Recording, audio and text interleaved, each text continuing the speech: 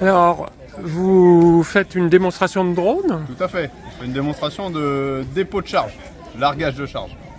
et vous vous en servez maintenant tout le temps de ce Non, drone? Ça va dépendre de la mission.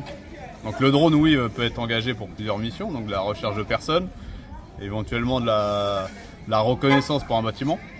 Les grands bâtiments, gros entrepôts, on va pouvoir faire de la reconnaissance plutôt que d'envoyer du personnel. Donc on va privilégier le drone, parce que c'est un matériel et non pas une personne humaine. Et là, maintenant, on teste tout ce qui est en port de charge. Éventuellement, on a des kits de petites bouées qui nous permet de pouvoir, une personne qui est dans un plan d'eau qui serait amenée à se noyer, à lui faire un largage d'une bouée en attendant qu'une équipe plonge puisse venir secourir. Avec le drone? Avec le drone, tout à fait. Ah d'accord. Voilà, le drone, on va lui lâcher une bouée. La bouée va se gonfler au contact de l'eau, ce qui va permettre à la personne de pouvoir flotter avec cette bouée en attendant que l'équipe plonge arrive. Ah mais c'est une bonne idée. Bah oui. Et puis on peut aussi emmener du matériel pour le grimpe. Donc mes collègues qui sont là, on peut leur emmener un petit filin qui leur permettre derrière de pouvoir tirer leur matériel pour éviter les allers-retours de descente si jamais ils ont oublié quelque chose.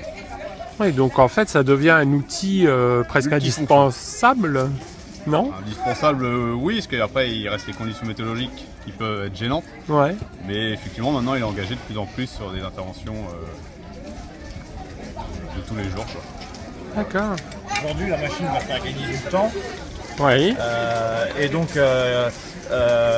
aussi optimiser l'action des moyens. Exemple, sur les incendies, on peut faire de la reconnaissance thermique, guider les lances précisément avec une caméra thermique qui est en l'air et avec une vision au sol. Du coup, ça permet à plusieurs intervenants de voir la même image. Attention, on passe pas dans la zone s'il vous plaît. Donc il y a plein d'utilités aujourd'hui du drone et ça va nous faire gagner énormément de temps sur les interventions. De la pénibilité aussi, quelque chose qu'on pourrait faire pendant des heures avec les moyens actuels. Aujourd'hui en mettant des caméras thermiques et rechercher précisément les points chauds, à la place de faire une zone peut-être de 20 mètres carrés, on pourrait orienter précisément l'action sur la source de chaleur. D'accord. Et donc c'est les pompiers de Meaux en fait qui Il y a font ça? 3 casernes en Seine-et-Marne. Vous avez Melun qui est base drone, Saint-Germain-sur-Morin et Meaux. Donc on intervient sur toute la Seine-et-Marne avec 3 machines aujourd'hui opérationnelles qui sont sollicitées sur diverses missions. Et aujourd'hui beaucoup de recherche thermique, notamment sur la recherche de personnes et de l'incendie. D'accord. Ça permet aussi de faire tout ce qui est pollution. Sur les cours d'eau par exemple, quelque chose qu'on parcourt à pied pendant des heures, là rapidement avec un drone on peut le faire très rapidement vu du ciel et du coup avoir cette vue au sol, c'est ça qui est très intéressant, hein.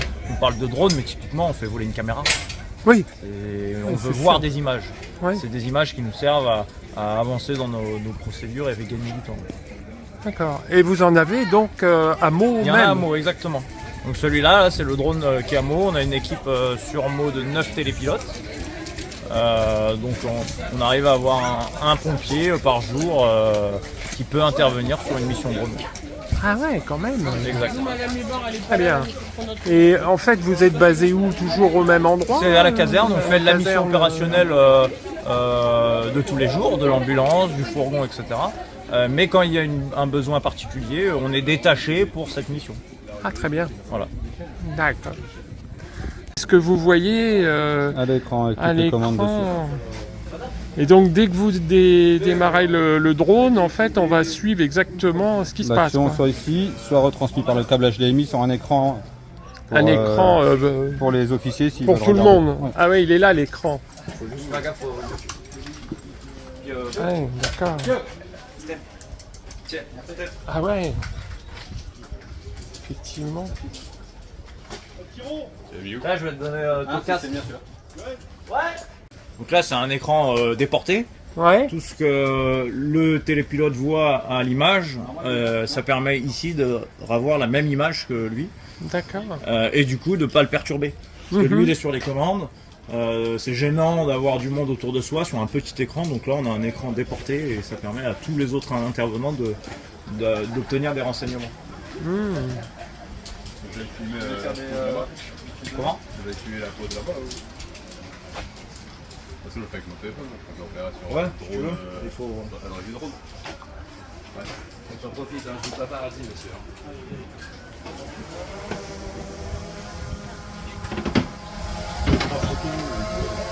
Pour mettre dans les plans.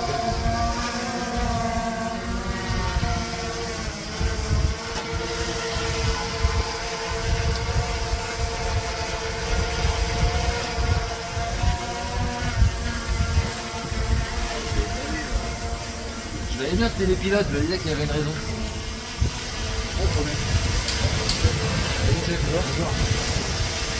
Voilà, l'objectif ce serait ce coffret l'armoire électrique. Il y a un danger, il peut être chimique, radiologique. Et avant de faire intervenir des troupes spécialisées, bah, nous l'objectif c'est de baliser cette zone. Donc là on envoie une balise lumineuse avec le drone pour marquer le danger. Bah, comment on la localise pour qu'au sol, elle dit bah elle est là. Le drone.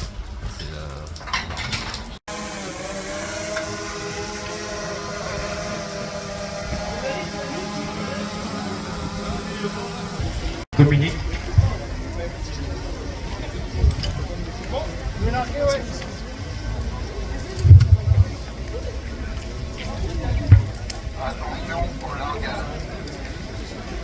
Donc le drone évoque le message et après largue sa charge.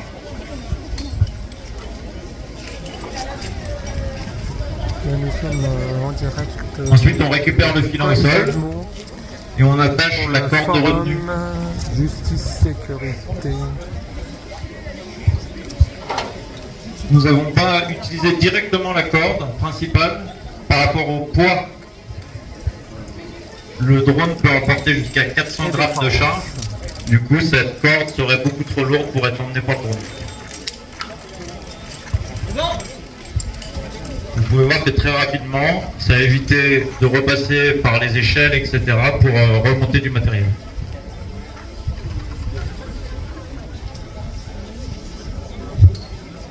Le drone va rester sur zone, il va filmer le déroulement de la manœuvre. Le chef d'unité au sol va pouvoir revoir la retransmission sur l'écran pour contrôler le bon déroulement de cette manœuvre.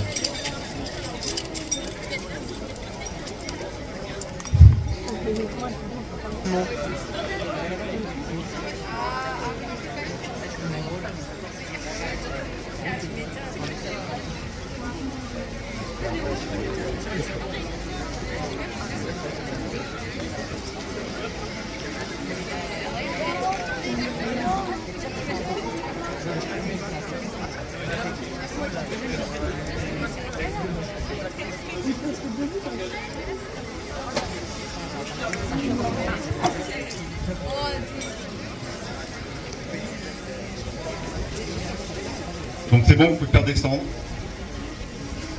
Plus vite si vous voulez.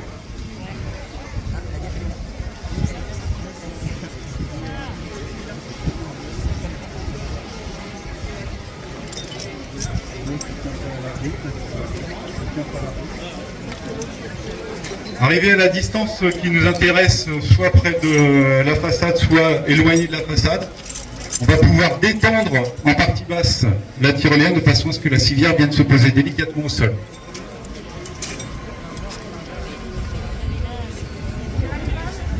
Halte, halte.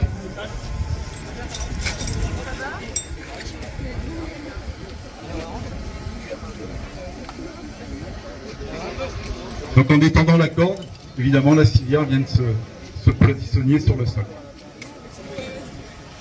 Arrivé à ce niveau-là, il n'y a plus que les équipiers de secours à personne qui récupèrent la victime, la conditionnent dans l'ambulance et l'emmènent à l'hôpital. Bonjour. Donc en fait ça c'est un parcours donc, aérien. Donc ça veut dire qu'il y a plusieurs formes où des fois faut être comment je peux dire, où faut être un peu intelligent, réfléchir et pas stresser. Donc par exemple le tube bien s'allonger et bien ramper. Les petites parties bien se baisser et bien réfléchir. Et après les fils toujours levés et toujours vérifier derrière soi. Et le but c'est quoi? C'est de faire de l'entraînement? c'est de faire de l'entraînement parce que dans les appartements, des fois, il faut passer dans des petits endroits et il faut être habilité pour passer s'il y a une victime. Très bien. Et ça, en fait, ça se fait tout le temps? Pas forcément tout le temps, moi je suis en formation Oui. en tant que jeune sapeur-pompier et c'est vrai que le métier me plaît et l'incendie aussi.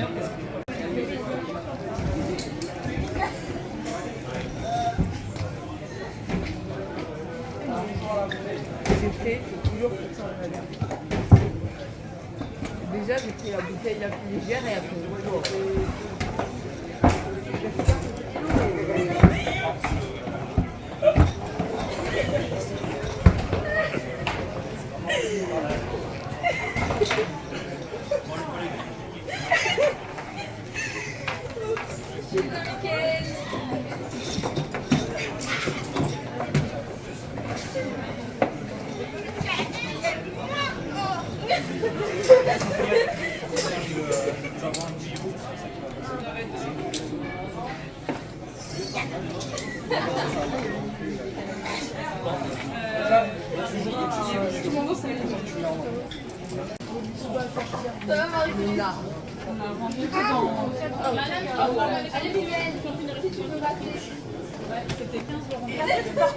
C'est ce que j'ai dit au monsieur. Le monsieur m'a dit c'est pas grave, tu vas trouver la réponse.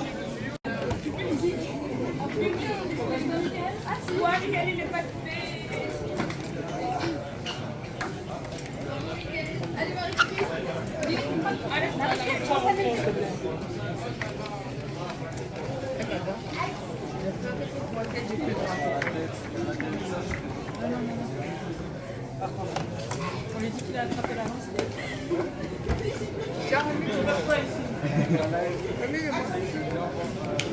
Ça passe.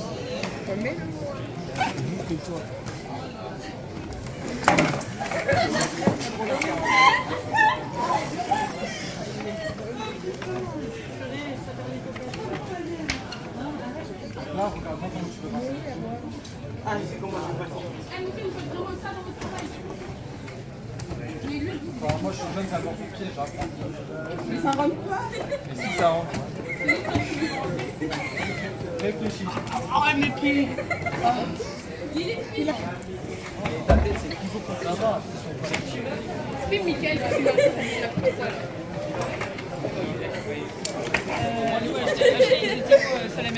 Là-bas, là, dans l'équipe. Ça existe, c'est pas très gracieux tout ça. Vraiment, le moté, il est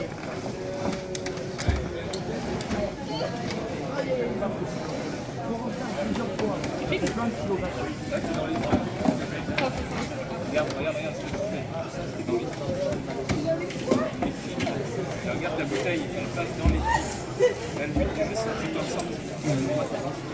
Oui. Et votre but, c'est quoi après? C'est devenir sapeur-pompier professionnel, donc soit au sein du 1077 ou ailleurs.